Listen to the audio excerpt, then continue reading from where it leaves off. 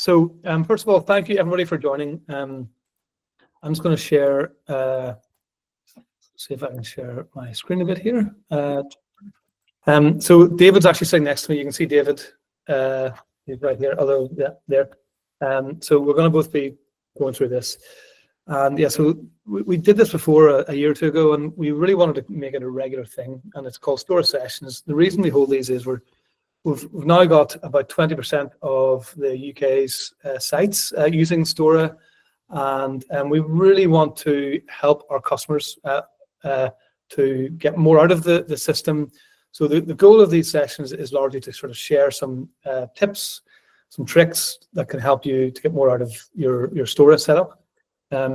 We also like to update on what we're working on, like what the plans are for the future, where we're taking the business, and we'd love to get your feedback because we don't have the answers. Actually, the answers are typically with our customers and the things that they want. So we really love to hear from you what we can do to make your lives better as well.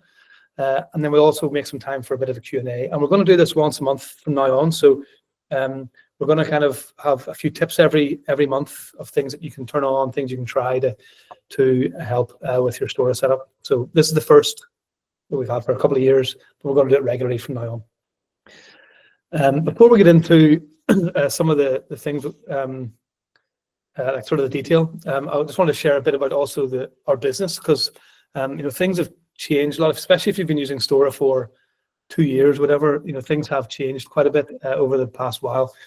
And some of the changes, as well as kind of lots of customers using us, and we've got about 500 sites in the UK now using Stora, which is great. It gives us a lot more customers, and we can then invest more in the product and hire more people.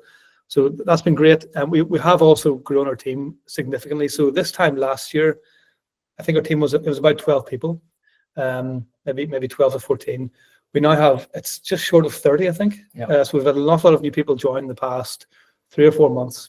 And a lot of those people have been in products. So lots of new software engineers, designers, all sorts of stuff to help with the products. We're investing an awful lot in the Stora product going forward. We've also hired more people in onboarding and support. We're aware that as we've gone from 10 customers to a few hundred or more, it's a challenge to make sure we're supporting everybody as well as we want to. So we're hiring more people there as well. And we've also, when it comes to the product, I think it's worth sharing that we kind of have 3 tracks for the product. One is kind of the platform. So things like making sure that your websites and your app is up, like security, uptime. We now have a team of people who are in charge of making sure that everything is running and up and everything else, because this becomes a bigger problem as we get larger. That's one track. The second track is kind of the core part of the product and kind of developing features and things that you need. So one of the things that we're releasing in the next month or so is customizable emails. So all the emails you send to customers, you can customize them, personalize them. That's something that we'd love to have done ages ago. It's just taken time to get to. But that team kind of working on the core product will be working on things like that, things that are useful, that help you run your business. And then there's a third track that is a lot newer actually in the business. And it's only really because we've got to where we are that we've been able to do it. And that part of the business is really focused on how do we unlock success for our customers. So what are some of the tools or features that we can build in Stora that can help our operators to do better? And our mission, and this is something we've been batting around for a long time, but ultimately we want to help independent self-storage operators compete with the big guys. And that means building the tools that the big guys have and giving them to you, our customers, our independent operators, so that you can do the things that they're doing just as well as they can, so that you're not at a disadvantage. In fact, we want you to be at an advantage. So that's the third track. And the third track is, the easiest analogy is that they're focused on helping you grow revenue. So we thought we'd start on this session, our first one in a long time, by just talking through a few of the things that we recommend that you can do. Let me just change this a bit. Is that okay? Yeah. So we're going to just go through 3 tactics for maximizing your revenue. We're going to do that first, and then we're going to. So that'll take a while. Then we're going to go. We're going to actually go. We're not going to follow the order. We're going to go first, third, second. We're going to go to what's coming next with Stora. Talk to you a bit about what the plans are for the year, and we'd love to get your feedback on that, because we want to make sure we're doing the right stuff. And then we have time for Q&A as well. So plenty of time for questions, anything that people want to ask about as well. So I am going to get into the app here and share the screen. Second, sorry. Okay, so I'm just going to go through a few things here. So the first thing I wanted to share was one of the things we see. Lots of our customers sell protection or insurance, depending on what you call it. We'll just call it insurance for now. So this is contents insurance being sold to your customers. Lots of our customers sell this. I'm sure lots of you watching or sell this today. And we have some customers where they are about 15% of the revenue is insurance sales. And we have some customers where it's 4%. And we just want to talk about a couple of things that you can do. If you are at the lower end, you can go to your analytics page here, and you can see your recognized revenue by type. Look at how much of your insurance, look at how much your revenue is for insurance versus storage. Figure out, are you up at that kind of 15% end, or are you at the other side of things? So two tips we have on insurance sales is, number one, take a look at your insurance pricing. So a lot of our customers are actually selling insurance at the default pricing that just happened to be in Stora whenever it was set up. So just take a look, make sure that you've got the pricing. This is a demo account, so the prices are all over the place, but go in there and make sure that you think that the price is right here, because if you are at 4 or 5%, there's a good chance that you could increase your prices a bit on insurance. And of course, that will all go directly to your bottom line, assuming customers continue to take it out. And because 15% is what a lot of our operators are hitting, and we know in the UK that is kind of a benchmark. If you are below it, it's worth taking a crack at that. So take a look at your prices. It's easy to edit your prices. Click on this. You can go and change your prices for your different cover levels. Now, the second bit about insurance that we'd really recommend everyone also looks at, and lots of our operators aren't using this, is if you go to your site, you can go to a unit type and set a minimum cover level for that size of unit. So the thinking behind this is, if somebody's taking out a very small 15 square foot unit, they might only be able to get a couple of £1,000 worth of stuff in there. But if you've got a 200 square foot unit, size of a double garage, it's very unlikely you're going to be filling that with stuff that's only worth £2,000 if you have to replace it. So some of our operators, especially the ones hitting the higher percentages, have minimums at a unit level. And actually, this is something that, if we go back 2 years ago, I think it was 2 years, Dean Booty was basically saying, you got to do this for me. So Angela, you might be aware of that. But if you go into your site, sorry, not site. If you go to a site, go to unit types, click on edit your unit type, go to insurance. You can then set a minimum coverage level. So let's say if this was a large unit, you might want to say, you know what, the minimum for this is 9. Let's say your 10,000 is your thing. So let's just put that at 999. So this is going to mean that whenever people are on your checkout page on your website, when they're checking out, they won't be able to select £1,000 for this type of unit. And it's a great way to protect your customer by making sure they've got sufficient insurance. Great way to protect yourself by making sure that your customers are properly insured, and also, of course, a good way to increase the revenue for your insurance, help you contribute towards the cost of the contents insurance as well. So those are the two tips. First of all, for insurance sales, check your prices and add minimums on the unit types. As I said, if you have any questions throughout any of this, feel free to type them in. I'm just going to have a quick look just in case there's anything specifically about this topic. Just have a quick check. Nothing yet. If you have any questions about that topic, type them in. But that's number one. Number two, we're going to move to dynamic pricing. I'm going to go over to David for this. Yeah. David, are you able to share your screen, or do you want me to use my screen? I'll take over. Okay. So while David's just getting his screen on here, the thinking behind dynamic pricing is that, let's say you open up a container site and you've got 120-foot containers. So that's all you've got. And you want to get filled up in 10 months. you've got to at least sell 10 containers a month. You've got to get people into 10 a month, okay, to get, let's assume nobody moves out, which isn't true, but it'll take you 10 months to get filled. Okay, so you need to get 10 people in a month. And so let's say you just got a price at £200 a month. That £200 price is going to be enough to get 10 people. So it's going to meet, £200 is a price that will meet supply at 10 units a month. But once you're at 95% occupancy and you've only got a couple left, or maybe 10 left or 5 left or 20 left, whatever it might be, you no longer need to get 10 a month anymore. You only need to maybe get 3 because you're only on replacement at that point. So what dynamic pricing does is it allows you to set some rules where once you hit a certain occupancy, you can Store will increase the price of a unit type for you automatically. And the purpose of that is really just to better meet the demand, the demand that you need. You don't need to sell 10, you need to sell 3. So at £200, you can sell 10.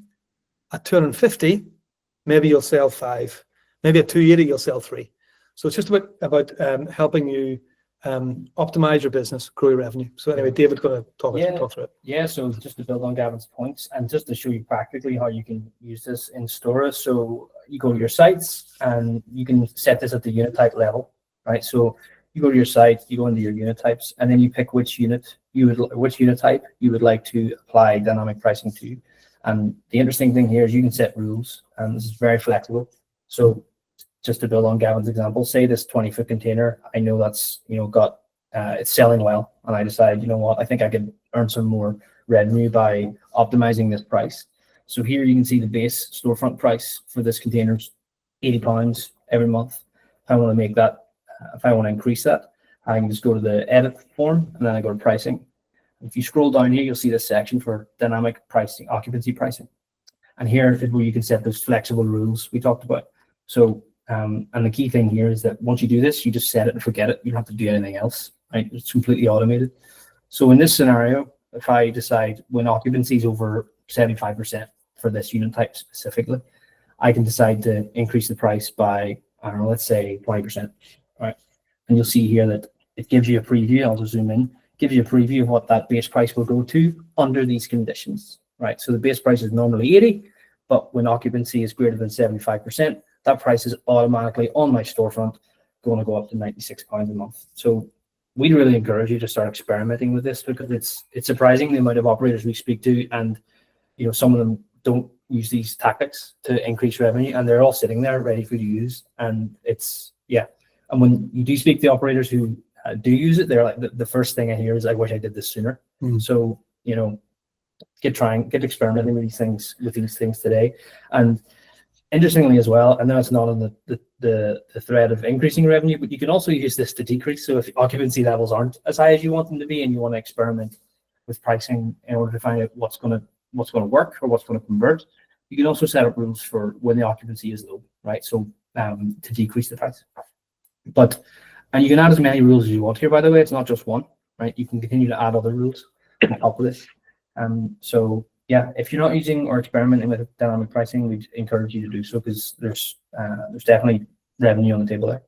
Yeah, and the thing about the self-storage, we all know, self-storage is a business where if you're getting, if you can add 10% to your revenue line, you with tools like this, that is 10% revenue without any additional cost. So it can dramatically improve your profit margin if you're using these sort of tools. Of course, you can do this manually. You can go in and change the prices manually in Stora. This is about automating that so that the system will just take care of it on your behalf, so that you don't forget, you don't miss, or whatever it might be. Yep. But this dynamic occupancy pricing tool, is if you're at 70% or 6% occupancy, or even higher than that, this is a way to slowly but surely just grow the revenue across your business, because once you're at that sort of maintaining occupancy level, you can just start to replace the move outs with people who are starting to pay a higher price. So it's a great way to grow your business. Yep. So yeah, just to remind you where that is, go to your sites, go into the unit types, and that is at the unit type level. So pick your unit type, and then from there you just go to edit and you'll find it in there. Okay, so then third What's our third was- tactic? What's our third tactic for helping? This is a very recent release. Yep. So the third thing, this has just come out about a week or two ago, Yep.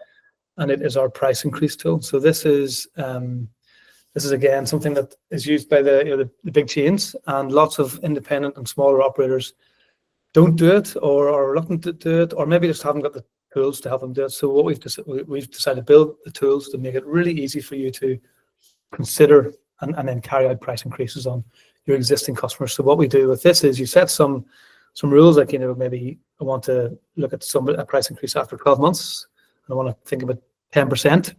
And what we'll do then is our tool will then identify those customers in a list. So it'll be provided in this list, and then you can click on the increase price button and actually do the increase. And it's all, there's a couple of considerations. Often you have to tell customers in advance, so you have to make sure you email them and tell them about the change. This system will do that, and then you have to change the invoice and change the payment. It also does it. I don't know. Do you want to do a quick demo of it there? Yeah, absolutely. So Gavin says, you can set your rules. We set some defaults on your behalf at the beginning, right? So we make an assumption that you're going to do a 10% increase on subscriptions over, I think it's 6 months by default in the system, but you can change that to whatever you want just by clicking this edit button or this configure presets button. But this gives you a pre-filtered list, so no more spreadsheets, no more digging through invoices to find out who's a good fit. And then once you hit this increase button, you get a couple of simple options. Again, we actually set these presets for you, and you can override them in this form. So this is designed to save you time. But from here, you just pick when you want the increase to happen, right? So what this does is the system automatically determines what the billing cycle is for that customer, and we show you this based on their billing cycle. So this is showing you each or every invoice upcoming invoice. So you can say, I want this increase to happen on the 20th of May. We give you some information on when that is after the move-in date, so then you've got that extra context to make a good decision, because you might not want to increase someone's price maybe 3 months after they move in. Yeah. So we give you that extra context here, and then from here you can decide how much you want it increased by. So 10%, 15%. You can set this whatever you want. So yeah, you can change. You can decide to increase unit types or insurance and unit types. Yeah, we can't see the drop down there on this video, so we can. Okay, so if you do the drop down, yeah, you hit the you drop can down. pick unit types or unit and insurance. Yes, Is that right? exactly. Yep, you can indeed. You can also set that in your presets. And then if you can't see this drop down, then you won't be able to see it in this either, which is when to send the email notification. So you can click another option. You can pick another option. Yeah. So I can say send the email notification to the customer right now, or I can decide to send it 30 days before the increase happens. And again, everyone's policies are different, right? Some people like to notify the customer at the earliest opportunity, and some people want to notify them just a month in advance.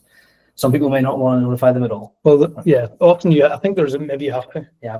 So I don't know if we allow it not to be. Is there no notification? There is. Oh, there is. Okay. So the reason we did that is just so people can do it outside the system. Exactly. Some people pick up the phone, tell the customer, or they do it in another system. So it's generally the exception rather than the rule. But we think of all eventualities. Yeah. So that's. So if you click on schedule price increase there, because this is just a demo account, you can show what happens there. Yeah. So again, we give you I'll go through that again actually, because it's went through a bit quick. This green box is important because we understand that doing a price increase is a sensitive thing, right? It's not something that you do lightly. You think about it, and you want it to be 100% crystal clear what's happening before you actually hit the button, because this is going to email your customer. So we give you a breakdown here of what's happening. So you say, here's what the price is going from and to, here's when it's happening, here's when they're notified, here's a line item breakdown of what we're actually doing here. So again, that happens in real time. So again, if I can look at this and go, do you know what? 60 to 65 isn't that big of an increase. Maybe I can put that up to 15%. And when you do that, we again calculate that for you in real time so that you can make a smart decision. So it's interesting, in the early days of us launching this, we've seen some customers even go all the way down to multiple decimal places, because they're kind of tweaking they're tweaking the prices, so you can see 15.5% increase.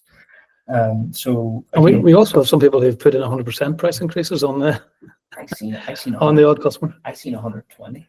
Yeah, I think that's the exception. Yeah. But there are some customers who've started to use this, and they're like next month they'll see an 8% increase in their revenue because they've been able to do this. Now, of course, one of the concerns is often, but will customers complain and will customers move out, and will ultimately my occupancy drop? So like, will my revenue drop? And of course that you never know, and it always depends. So, but it generally you would normally see a bit of a move out, but the increase in revenue often way overcompensates for that. And this is something that the big guys are doing pretty aggressively, often to grow the revenue. If it's something you are a little bit nervous about, we would encourage you to do a couple, see how you get on. Maybe do like 10% of the ones that are eligible, and see what the response is, see what customers come back with. What I've done at my sites before is put through like a 12% increase, and then if the odd customer would ring to kind of question it, you'll say, well, like I'll have a think. I'll chat to the team here, and we'll get back to you. And then instead just put it through at 6%, so give them half the increase. Yeah. And that normally then is very well received. Yeah. So that's one way to deal with that. Absolutely. And on that point, so just the two things you said there, I want to build on. So first one is, you mentioned some customers are seeing like an 8% increase on their. Well, the good thing is about this tool is that we've tried to help quantify that for you. So it's not just a list of subscriptions you can increase the price by. We try and show you the potential revenue on the table for you. Hypothetically, if you were to do this, here's what you could earn extra in next month. So that's what this number on the left is. It's saying, here's what you could earn, right, if you were to do these things, right? And that's, again, it's designed to show you the potential of doing these. Yeah. And these numbers update in real time. So, for example, if you wanted to say, well, what would that look like if I did these increases to all my tenants who've been over a year? Just, that number will change and say, okay, well, that's what it looks like. And it lets you play with these numbers before you actually do anything to see what the potential could be.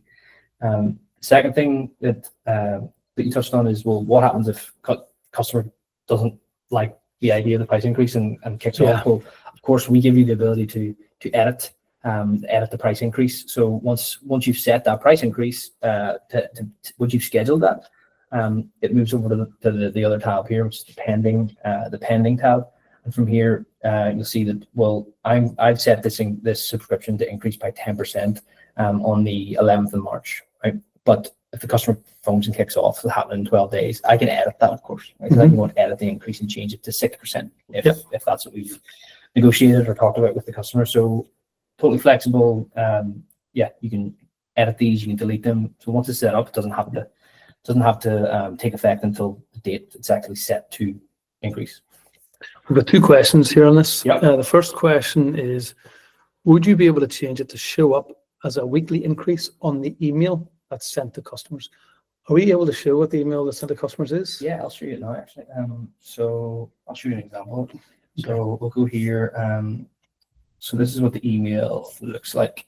So the minute there's a little banner for our webinar. Oh yeah, bit late for that. Should turn that off. But yeah, so there's a few key principles.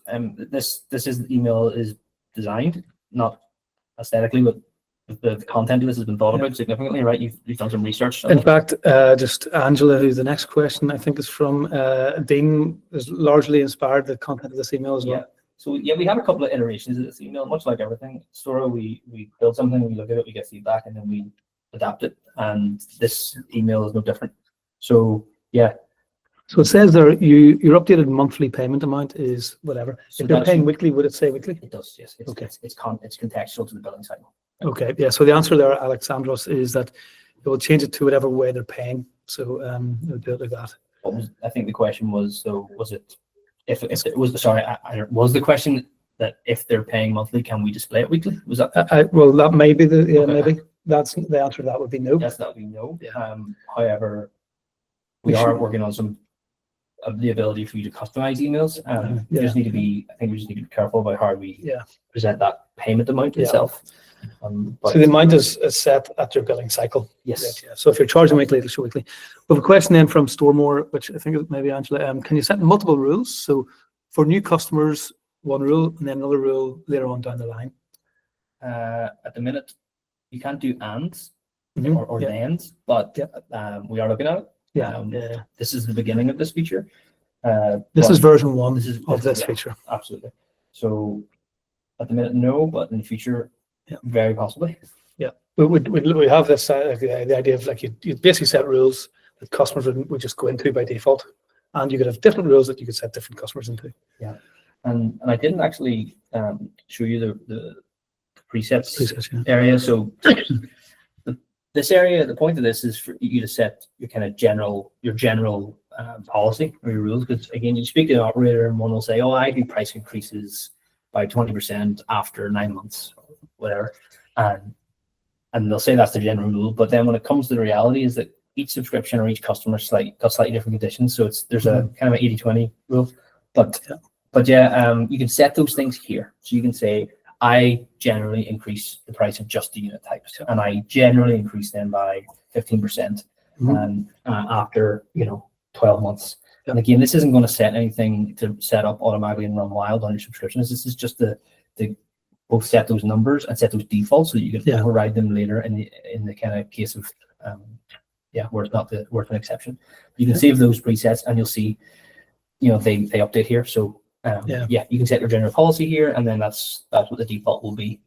Nice one. Thanks, David. There's a question from Thomas Frary, which I can answer. The question is the price increase tool only available in the higher membership of Stora?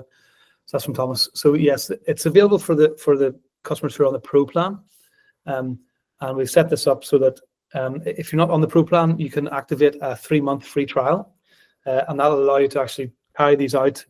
You can turn it off at any point, so you don't have to. There'll be no additional charge in that 3 months. Our goal is that, although it'll be a bit more of a fee to Stora, that you get a 5 or 10 times more on that back through the use of the tool. So it's although it's a little bit more expensive, we want to make sure that you're getting by far a great return on that. So that is correct. It's a 3-month free trial. You turn it on, and you can turn it off at any point.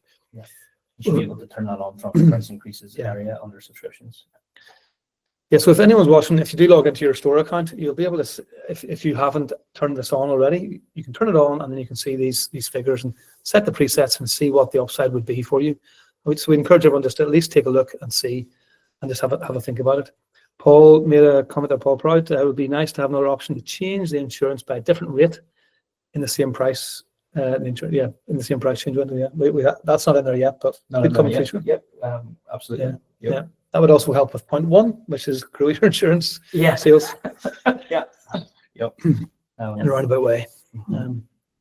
Okay, any other questions? Here's a couple more. Reese, once a rule is set for an increase after 6 months, does it then increase auto again after another 6 months? So as David was saying there's no additional second rule. So the way you would handle that is you would carry out the price increase. This price increase is paid that David's showing. You could be checking this every week, every month, whatever it might be. So let's say you do a price increase today, they've been there for 6 months. On the 27th of August, whenever you or a member of staff come to this page, they will then show up again on this list at the top of the list saying, it's another 6 months have passed, this person's ready for their next price increase. So although you can't set the rules like that at the start, the way this is set up is kind of like these are your nudges to tell you when to do it. Yeah. And we log that as well in the system. So there's a last increase column here. You'll see it shows you that. So it'll say they had an increase prior. Yeah. So it gives you that context, and you can filter by these things too. So yeah, I'd encourage you to play with the filters. They're quite powerful. It's a powerful way to kind of slice and dice the data. The combination of the filters and the sorting actually, because you can sort by tenancy length, or you can sort by who had the latest price increase or who had the furthest away price increase. Yeah. So there's like we said, this is the first version of this. We wanted to get it into people's hands to see what the behavior was, what they do, what you do, in order for us to then prioritize what to do next. But it's already getting some good use. We'd love to see everybody give it a try. Again, like Gavin said, 3-month trial, free trial there in the product, in the app there. If you just log in, go to the price increases section, just opt into the free trial, no charge, and let us know how you get on, and that'll give us valuable feedback too. Yeah. So, yeah, get in there and get using it, and let us know what you think. Steve, well, I'll finish this. This last question, I'll answer it. Steve has asked, how do you edit the email that's sent to the customer? At the moment, you can't, so you can check what's in it. And so now we are, as we move on now to we're going to talk briefly about just kind of what's coming next from Stora and what we're working on over the rest of the year. One of the first things that's coming out in the next 4 to 5 weeks, we're hoping by the end of March, I think, David, yeah, is the ability to customize your customer emails. And whether this will be customizable or not, I don't know. But like that's the start of being able to edit the email. So at the moment, if you really want to have your own email, you'll have to just do that yourself at the moment outside of Stora. Yeah. That'd be the workaround. Like if you're if you're deeply unhappy with the email, the default email that we have, you could always just decide to not send an email. So you could say don't send an email notification, and you could handle it yourself manually. The handy thing about that is you could copy all this content for the email and drop it in. So we still do have to work for you, and then you can send whatever you want. But that would be if you were proper against the email that's automatically sent. You can just you can send your own and decide. Just tell Stora not to send an email. But like we said, a lot of thought went into the email. It's there, and it's considered to be high performing. Yes, but in terms of, but I know everyone's different. There will be a time whenever you can edit the email. There will. When that exact email can be edited, we don't know, but there will be a time. Yep. Exactly. Okay. So shall we move on and just have a quick chat about then what's coming next? Yeah. So do you want to start? Will we stop sharing that for now? Or? Yep. Okay. So yeah, what's coming next? So you got slides there. Oh right. Okay. Yeah. We've talked a little bit about email customization here, so we may as well stay on that train of thought. I think because we've got some thoughts here. Yeah. There we go. Yeah. Well, Gavin's technical issues here. Well, Gavin's getting the screen going, yeah, it would be great to hear your thoughts on this because this is something that we know has been requested for a long time. It's something we've been working hard on in the background. And like Gavin says, we have multiple tracks going at the minute in terms of product development in general. And one track is what we're considering growth. Things like price increases, things like insurance optimization, things like dynamic pricing. There's more coming on that track too. But this track here we're talking about is email customization. Are you sharing that? Yeah. Yeah. Email. Can you check? Just Yes. So yeah, we've been working on this in the background for a while, and this is a preview of how it's going to work. But the way we see this working is we're going to first of all display all the emails that the system sends for you. So we're going to take the emails that Stora sends, we're going to group and organize them into an area that you can actually see what's happening, and then from there you're going to be able to see those emails and then override them.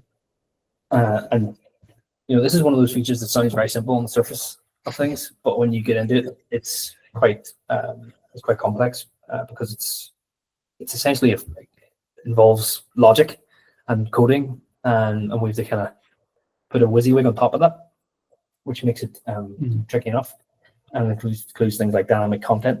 Content is different for every customer. So it's one of those ones that sounds simple, but as the product and platform has grown, and the more emails we've added, it gets more complex. But we think we've got a good handle on it now, and this is a preview of how it's going to look. So you're going to be able to go to an email notification section. You're going to be able to see these by site. And from there, I've already getting questions on this from Matthew. Attachments will be yes, you will be able to add attachments, but via like a link. So you'll not be able to drag an attachment right on day one. But what you will be able to do is like host your attachment somewhere. So say like on your store website or on your own website, and then you can add a link to that email or to that attachment specifically. So if it was Matthew, what type of attachments are you thinking? Are you thinking PDFs? Are you thinking images? Like what are you thinking?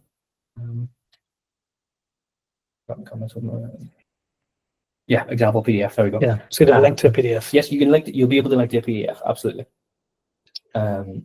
But yes, you're going to be able to see the emails. You're going to be able to edit them, override them, and most importantly, if you make a mistake or you don't want to edit it, you're going to be able to revert back to the Stora default. So this is an important part of this, because the last thing you want to do is make a mistake, especially when there's kind of like variables and slightly technical topics and rules involved. So it'd be easy to mess it up. Is the general point, and we don't want that to be the case. So there's going to be a revert option, so you can revert back to the Stora default at any point. So it's going to be a nice safety net side of things.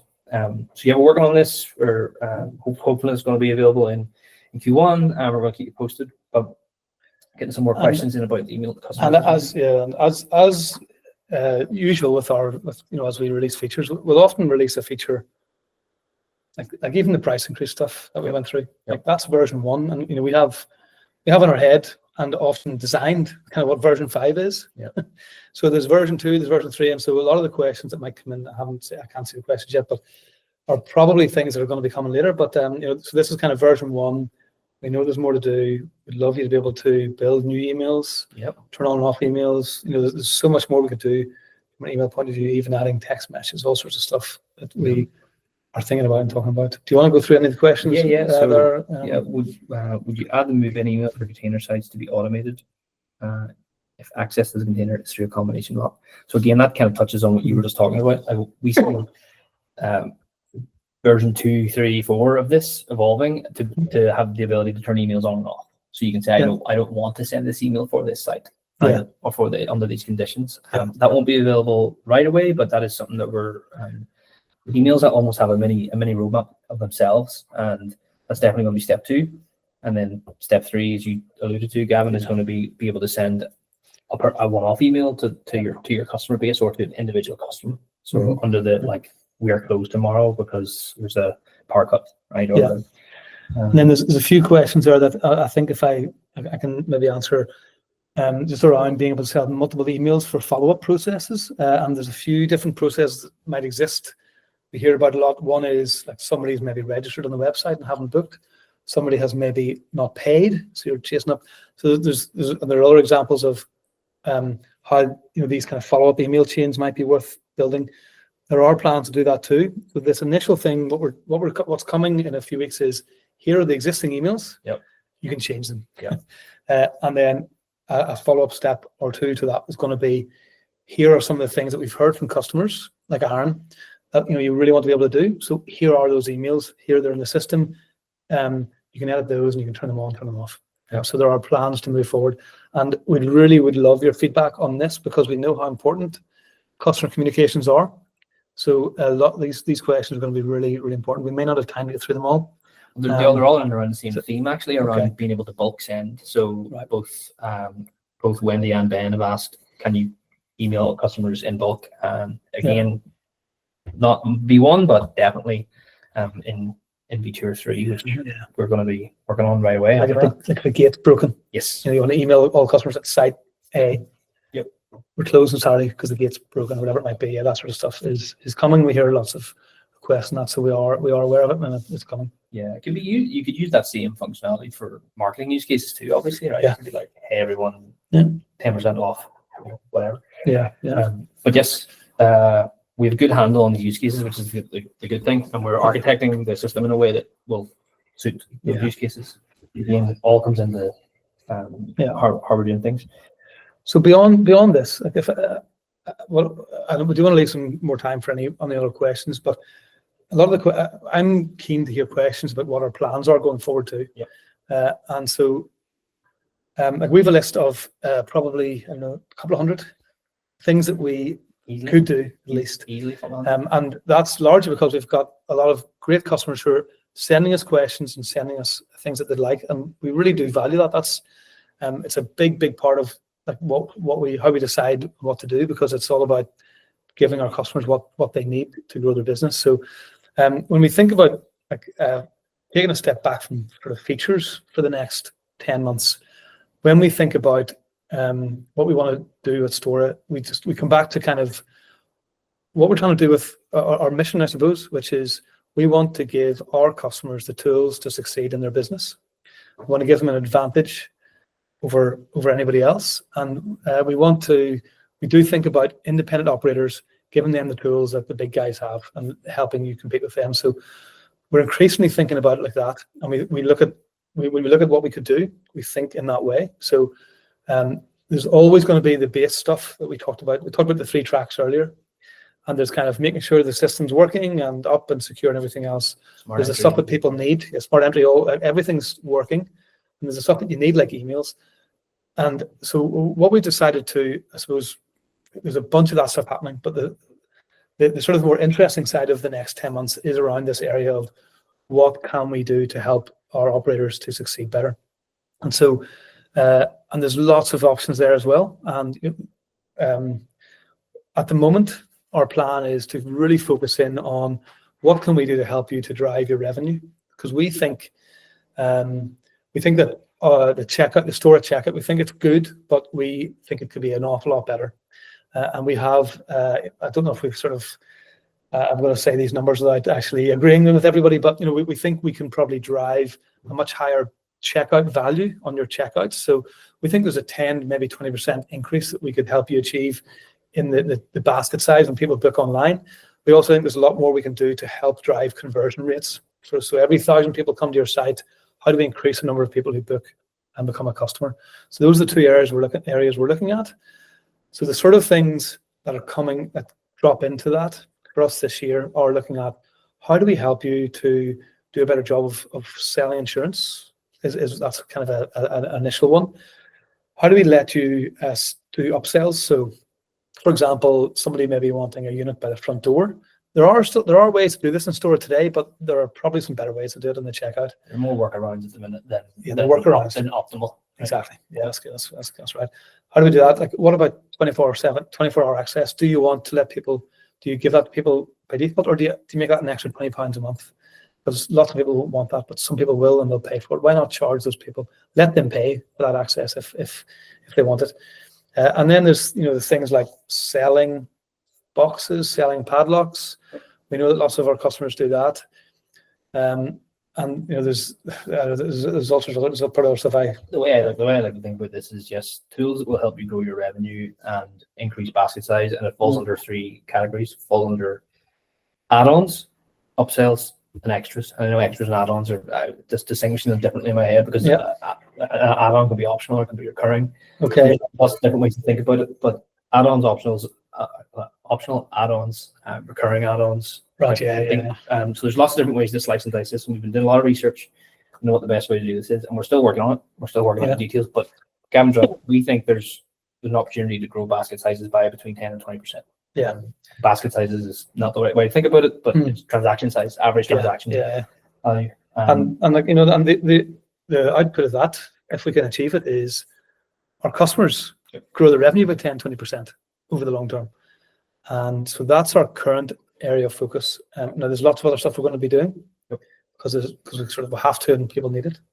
But that's the direction we're sort of pointing the business in at the moment, to align with what we believe is our customers' main goal, which is building a great business that involves growing the revenue, being profitable, and helping them to grow and expand. Is that fair? Does anybody have any comments or questions on kind of directionally the direction we're thinking about? There's all sorts of stuff we could do. Like we could do lots of other things. So this is kind of it's more kind of, here are the 50 things we're not doing. Here's the one we are. I just accidentally stopped sharing my screen, but there's some questions anyway. Some questions around insurance actually. So can insurance have a min max for a unit size? So you can definitely have a min. We talked about that at the start of the call, Graham. Go to the unit type and go to edit the top right, and you'll be able to set a minimum protection level there for a unit size. There isn't a max at the minute. No. But there's definitely a min, so you can go and do that today. Yeah. There's I'm just looking at the comment about filtering and exporting a CSV. Is that if that's in relation to email? I'm not. Yeah. If that's not in relation to email, let me know. Ben, a customer correspondence trail would be useful. Yes, Ben, that's a good point. See everything that they have been sent on Stora. So like a timeline of activity on the customer. That's a good one. For sure. Yes, that's something we actually have thought about doing. I've seen designs for that, because we have thought about doing that, and even then, we did play with this idea of being able to even send messages from there as well. So having this kind of inbox feature where all the customer stuff will be there. So That's good feedback. Aaron, talking about a deal section, I think we need to be able to use this for leads that come through walk-in phone, not just website. Is that, Aaron, are you talking there about the CRM and deals flow?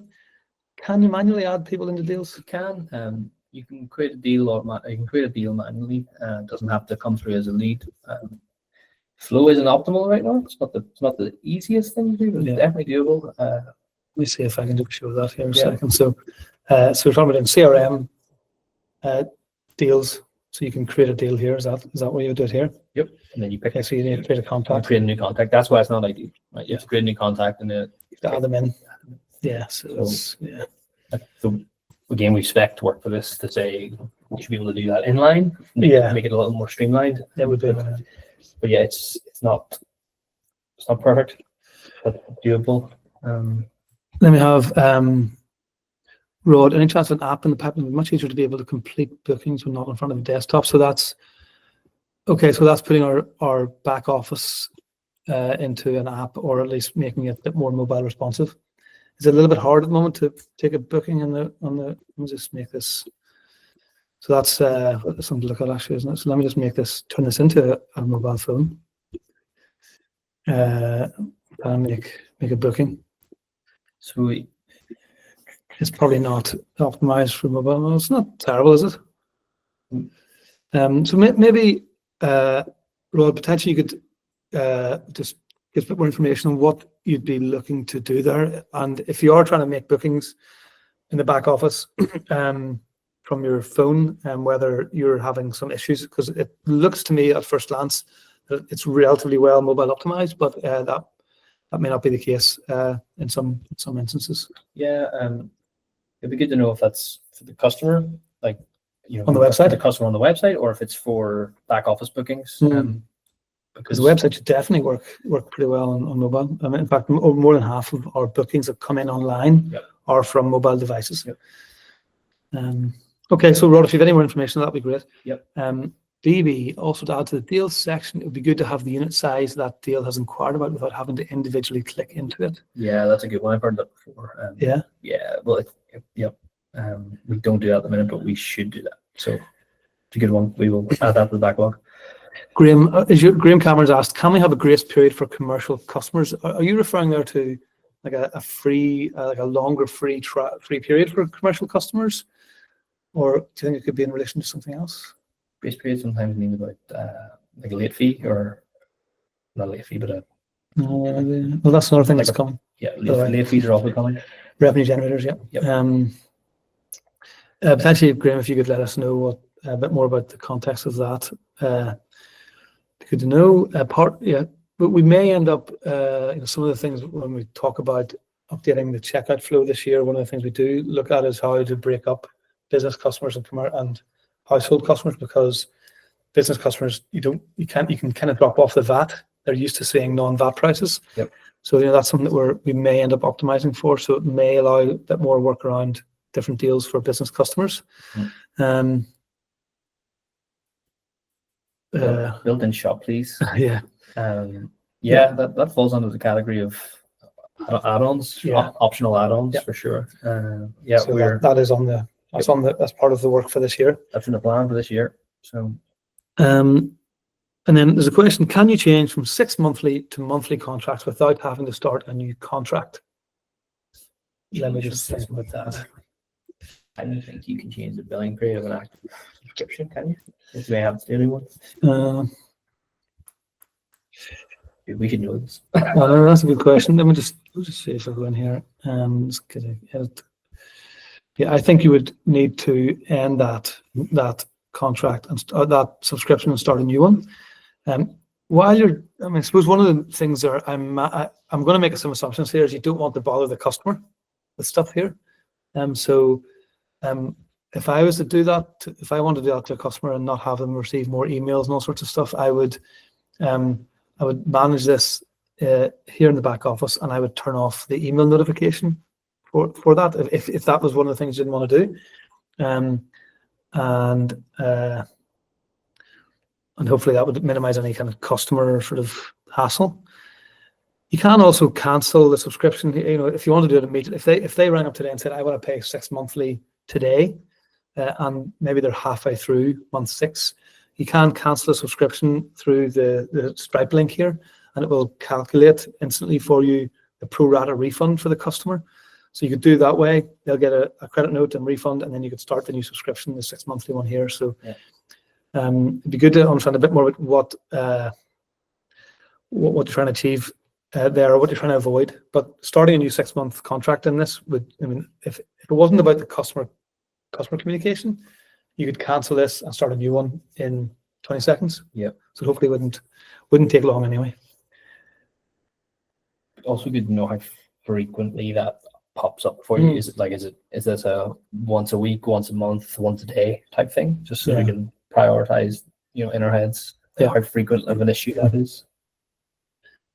Yeah, now we have a question from Space for You.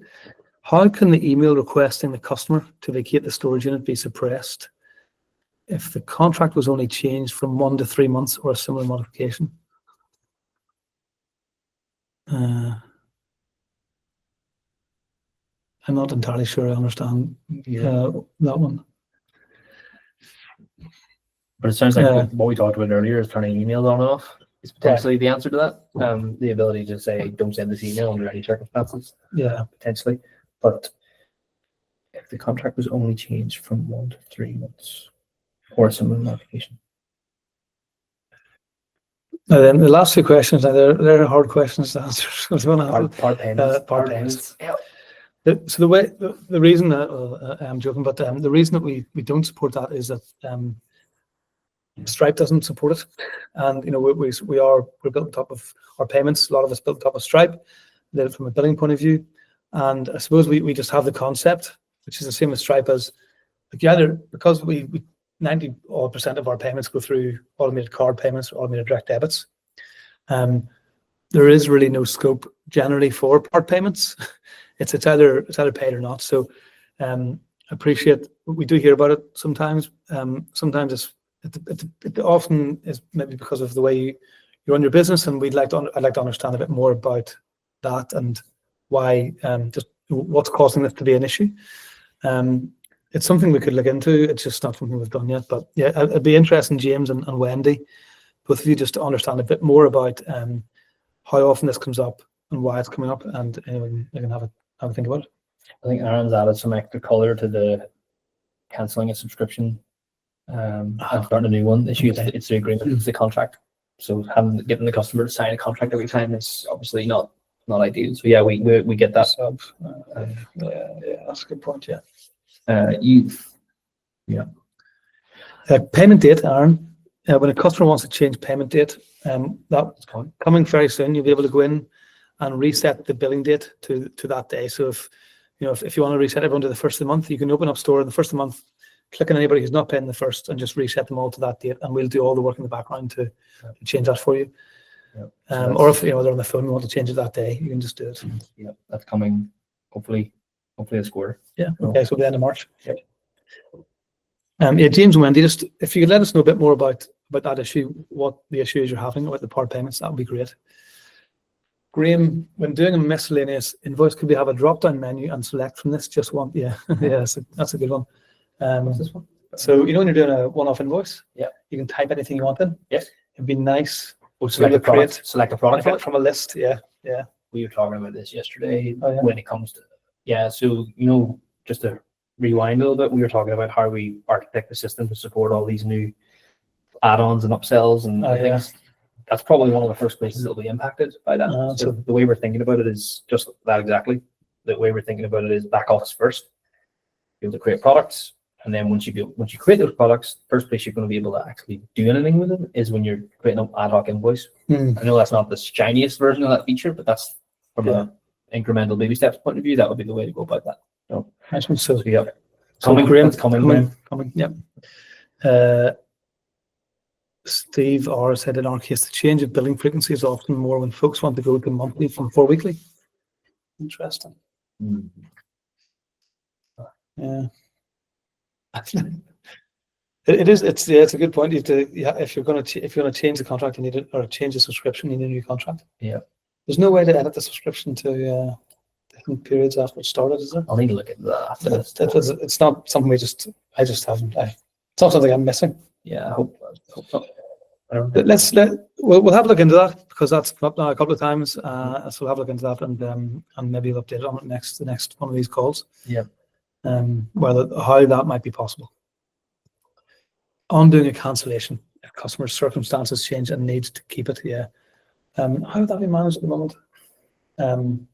So the circumstance here might be, what, the ring up today, I'm cancelling, I'm moving out on the 10th of March. Yeah. And then the 9th of March, they ring up and say, crap, my house sale's fallen through, whatever it might be, or I need it for another 2 weeks. Mhm. At the moment, if it's been cancelled in the system, it's going to cancel that date. Yep. What would be the ways to deal with that? You could the cancellation is funny, because it doesn't, it's cancelling the subscription, but you could raise a one-off invoice. Mm. If it's only for another 10 days, in that sort of example, you could go and raise a one-off invoice, right? Yep. And charge them for the 10 days. Now, it's a different debate then. Are they still part of in the contract that they were in, or not? I would have maybe thought so. I don't know. But let's say there might be there for another 6 months after all. I think it would be restarting it, wouldn't it?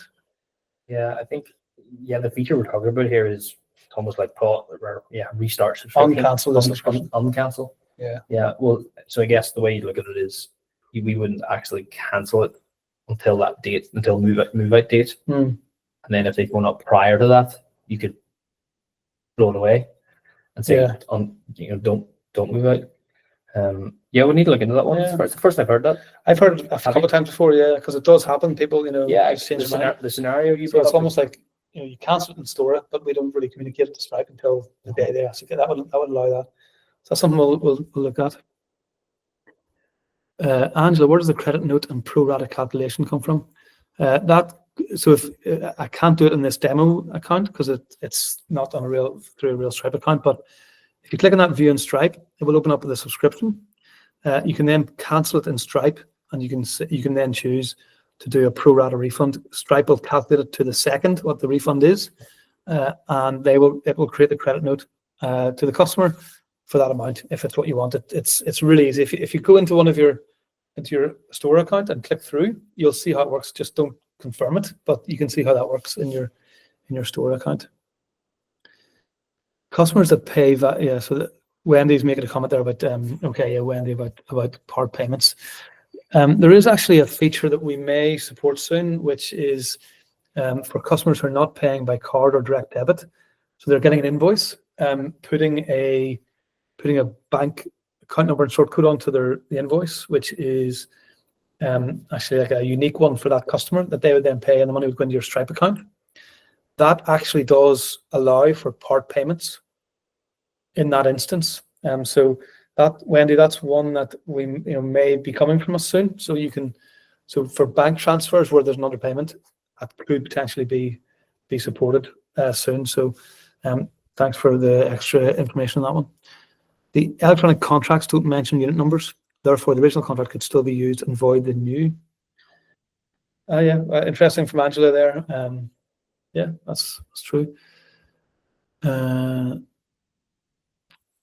Change the move-in day to the same day move-in would be useful.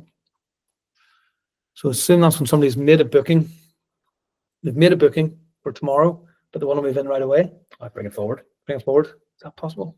Yeah, I think so. Possibly not. I thought it was. I thought you could edit the movement day if it hadn't happened yet, but I may be speaking out of turn there. There's no upcoming ones here. I know, I was about to say. So, same day would be, yes. So that. I've got one here. Sorry, Angela. I'm possibly lost the train of the conversation there, so that's my fault for maybe not following where we are. But I'm going to go on to Lorna. People want to pay in advance a round figure. Late payers doing the same, and a part payment would be useful. Okay, that's something for us to look into. Adam, is there a way to send invoices automatically for a customer who pays by card or direct debit who doesn't want to log into their customer account each month?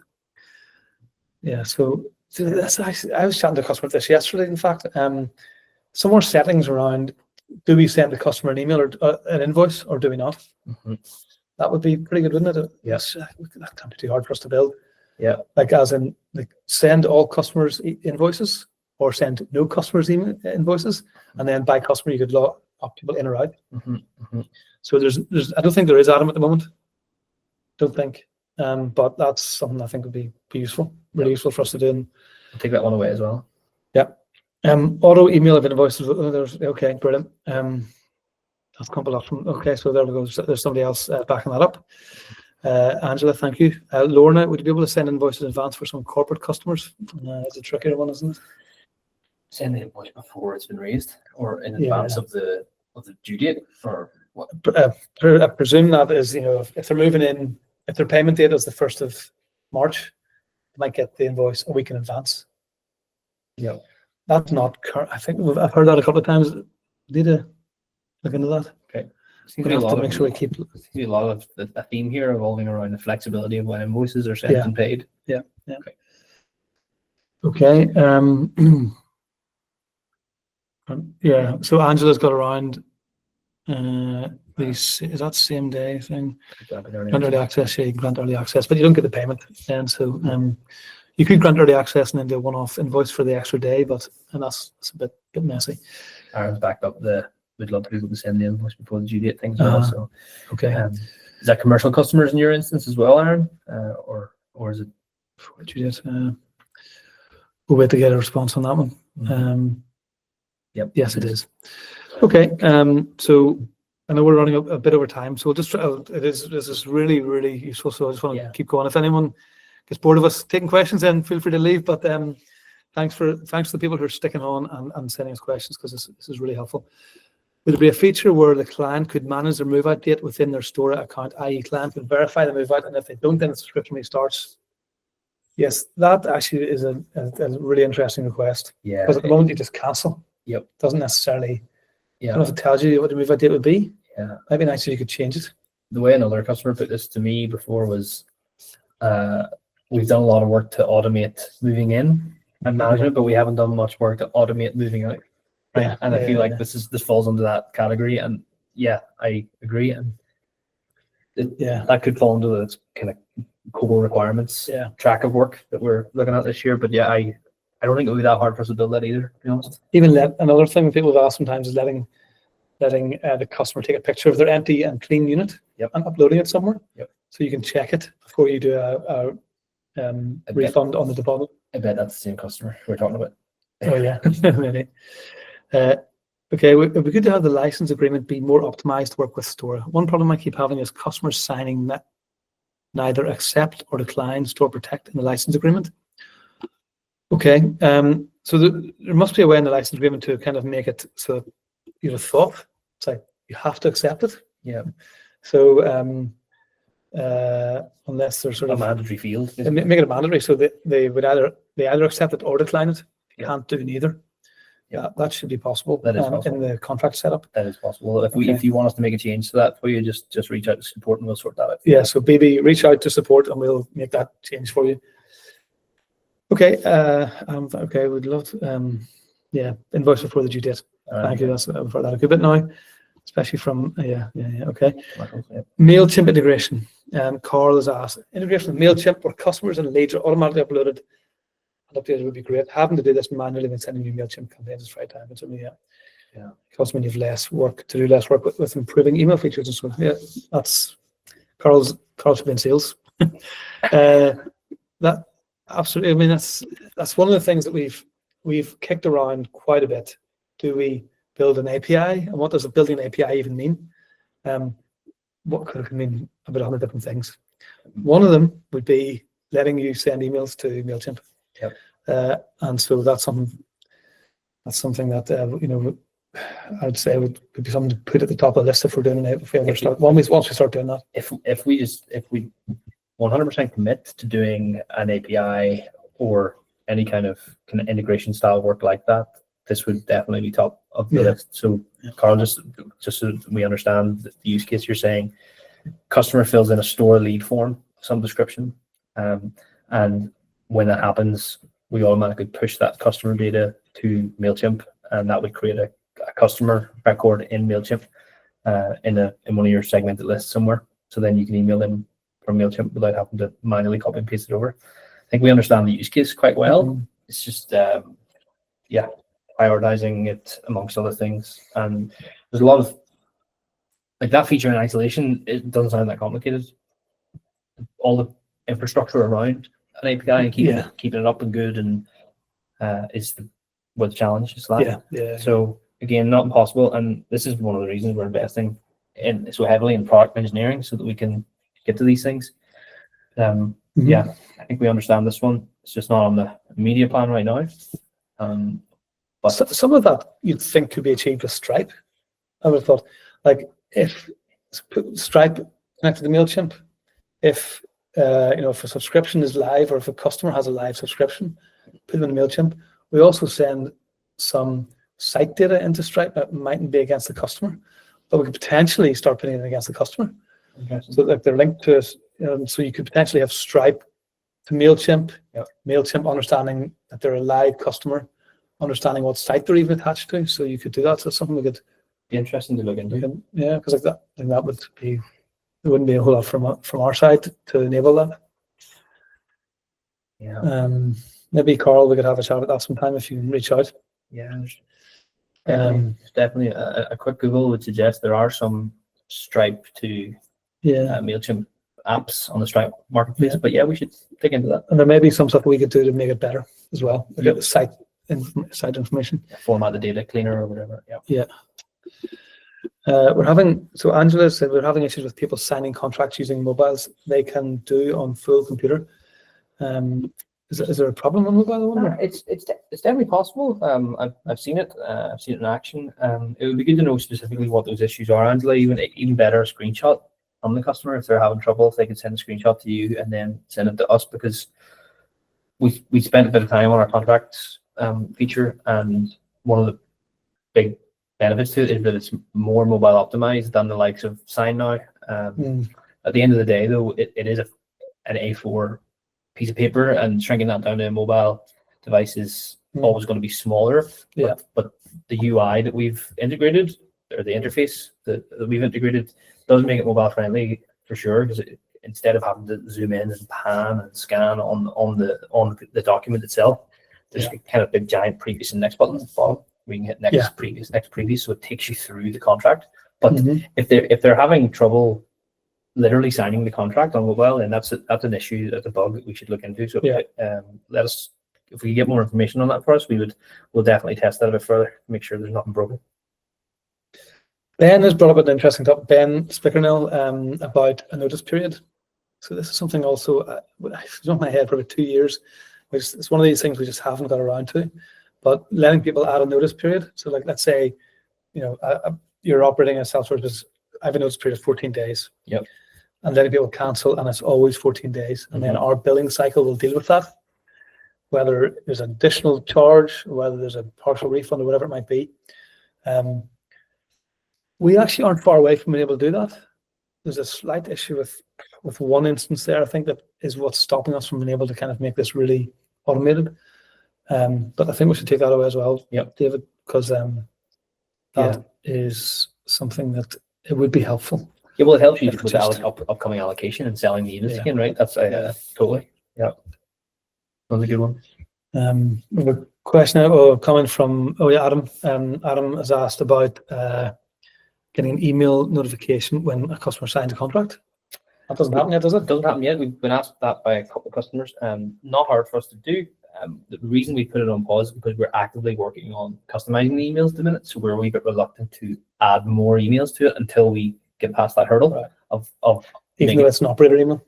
So So, but it doesn't mean that we'll not do that. I think this one's easy for us to do. So we will do that. Angela, it sounds like you've had an issue with a customer getting past Store Protect. So get in touch with support. We'll try and get that look into that. Let us know where that was. We'll obviously want to make sure that doesn't happen. Yeah, that sounds like the mobile contract thing. So, but we'll test it as well on our end, Angela, to make sure now that we know that they couldn't get past. Well, Okay, well, look, I don't want to bore everybody too much, but thank you so much, everybody, for being on. It's been really, really useful. Like, we've got lots and lots of feedback. Yeah. So, like, from a selfish point of view, this is really helpful Yeah. for us because we get lots of feedback. But I hope ultimately we want to help our customers to do a better, be able to build a better business, and that's our goal. And so, if you have any feedback, like if the stuff that you think we're doing that is crazy or not the right thing, please let us know. We don't want to do things that aren't helping our customers. So please let us know. And we'll have this again in a month and a month later, and we'll see how we get on, see how useful people find it. But thank you for joining. last Thursday of the month is the new cadence. So Oh, right. Yeah, you didn't know that until right now. So No, yeah. Brilliant. Last Thursday Okay, of the so month. if you were worried about what we're doing the last Thursday of every month, Yeah. don't worry anymore. Because February is 28 days, it's the exact same date next month, 27th of March, unless Yeah. I looked at the wrong calendar. But Yeah.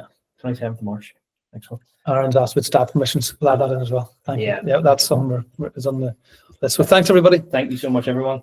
Have a lovely rest of the day, and give us a call or a shout about anything, any questions. Thanks a lot. Bye.